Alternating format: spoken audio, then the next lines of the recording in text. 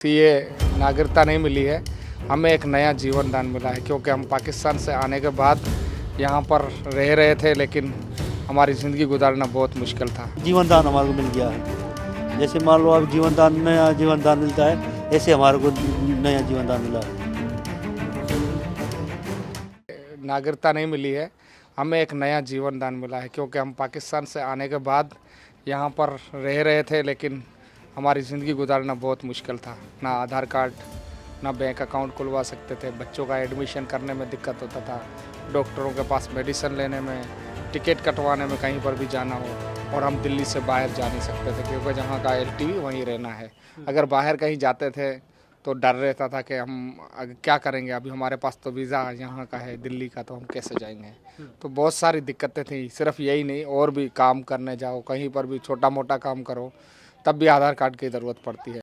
अगर किसी दुकान वाले के पास अगर हम जाए ना कि हमें यहाँ पर रख लो आपके पास, तो दुकान वाला पहले कहता है आपका आधार कार्ड है, आईडी है कोई? तो आईडी तो नहीं है, तो फिर उसके बाद कैसे हम कोई काम दे सकता है सर। और लोगों को यही कहते थे कि आप पाकिस्तानी हो, तो थोड़ा सा डर लगता था। और हम अपने आप को हिंदुस्तानी भी तो नहीं कह सकते क्योंकि हमारे बारे में अभी तक कोई मतलब ऐसा बना नहीं था। पहले 2019 में आया तो था सीए, पर लागू नहीं हुआ था, तो इसकी वजह से नागरिकता नहीं मिली।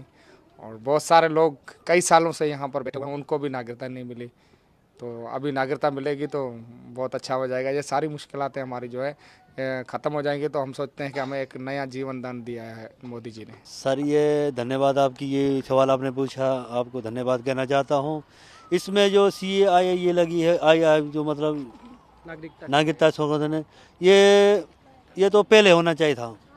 70 साल पहले होना चाहिए। ये बंटवारे के टाइम में जो हिंदू वहाँ पे रह गए थे, उसको होना चाहिए था, पर अभी हुआ है। वो भी धन्यवाद हम कहना चाहते हैं सरकारों को। ये भी होना चाहिए क्योंकि इसमें जीवन दान हमारे को मिल गया है। जैसे मान लो अब जीवन दान, नया जीवन दान मिलता है, ऐसे हमारे को नया जीवन दान मिला है। हमारे लिए तो बहुत खुशी का दिन है।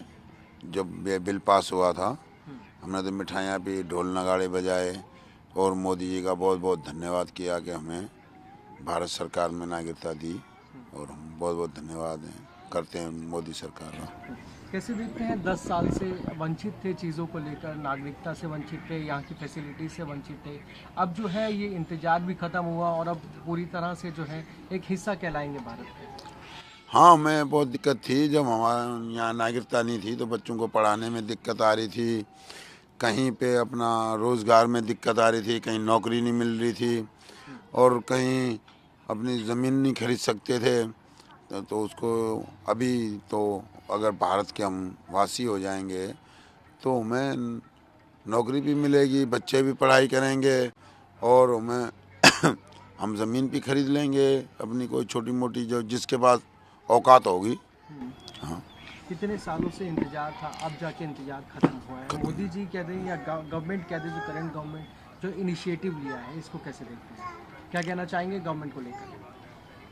हम गवर्नमेंट का इसलिए धन्यवाद कर रहे हैं कि हमें फ़ायदा मिला गवर्नमेंट से, और गवर्नमेंट ने हमारे बारे में सोचा, मोदी सरकार ने हमें सोचा हमारे बारे में, बीजेपी की गवर्नमेंट ने, और हमें बहुत बड़ा एक कहते हैं ना, एक जीवन दान जैसे नया जीवन दिया।